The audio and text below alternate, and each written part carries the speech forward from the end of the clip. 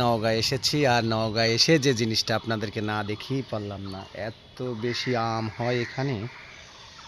শুধু আম হয় তা না, এখানে প্রচুর ফসল হয়, বিশেষ করে ধান হয় প্রচুর।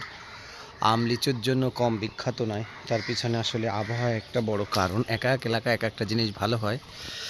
দেখতে পাচ্ছেন ল্যাংড়া আম, এখনও পোক্ত হয়নি আমগুলো। যে আমগুলো এখন বাজারে পাওয়া যাবে সেগুলো মূলত সাতক্ষীরার আম। ওই আমগুলো আগেই গাছে ধরে এবং আগেই হয়, একেবারে ঝুলে রয়েছে। দেখেন কি পরিমাণ আম, মানে আপনাদেরকে একটু দেখাই।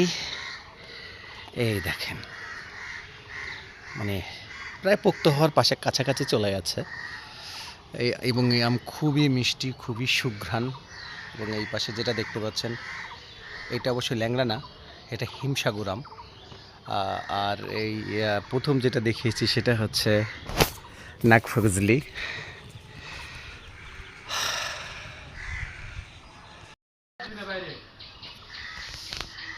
দেখতে পাচ্ছেন থোকায় থোকায় ল্যাংড়া, সুস্বাদু ল্যাংড়া আম, রাজশাহীর ল্যাংড়া আম।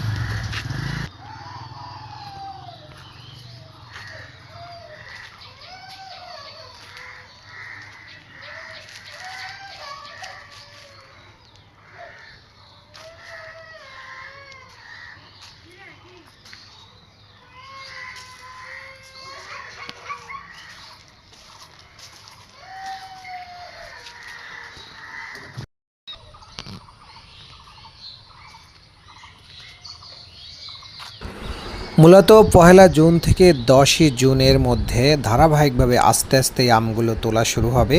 তবে ১০ই জুনের পরে গিয়ে মোটামুটিভাবে বেশিরভাগ ল্যাংড়া বা অন্যান্য যে আমগুলো রয়েছে সেগুলো পাড়া শুরু হবে।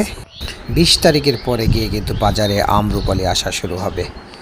সব মিলিয়ে বলা চলে প্রশাসনের যে বেঁধে দেওয়া নিয়ম সেটি অনুযায়ী ১লা জুন থেকে ১০ই জুন পর্যন্ত মোটামুটিভাবে এই আমগুলো গাছ থেকে নামানো হবে এবং বাজারজাত করার জন্য তৈরি করা হবে। তবে আমি সরজমিনে যেটা দেখেছি, এখনও কিন্তু আসলে ল্যাংড়া আমগুলো কিন্তু এখনও পোক্ত হয়নি। অর্থাৎ এখন যদি আমগুলো পাড়া হয় তাহলে কিন্তু এটি টকও হইতে পারে এবং পরিপূর্ণ যে হয় সেটি কিন্তু এখনও হয়নি। অতএব আরও একটু সময় নিয়ে যদি ল্যাংড়া নামানো হয় তাহলে সেটা ভালো হবে।